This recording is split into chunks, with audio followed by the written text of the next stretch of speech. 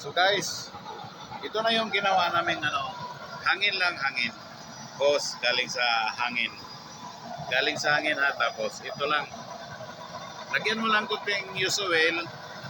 Use oil lang guys, use oil. Lagyan lang natin ng use oil pagkatapos may hangin. Hangin hangin sa ilalim. Yan.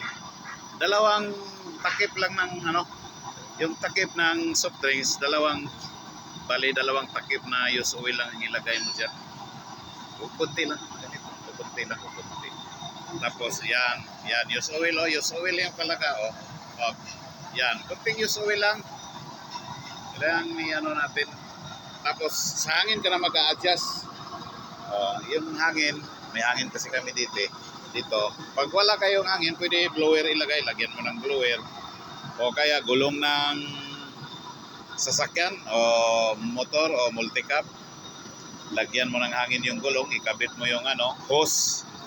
Kung yung hose idugtong mo doon sa gulong para may hangin, kumpihan mo lang ng ito na yung resulta niya. Yan, malakas na. Kunting lang yan ang hangin ha, kunting ihip lang yan. So, ganito lang talaga pag kumuha. Yan. Pa yan. Kung gusto mag-ihaw, may ihawan kami dito. Yan, pwede mag-ihaw ng para ihaw yan. Gusto nyo mag-ihaw dito. Ito guys.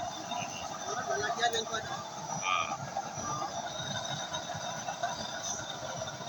Yan na guys, yan ang kaldero namin bagong bili ibang takip.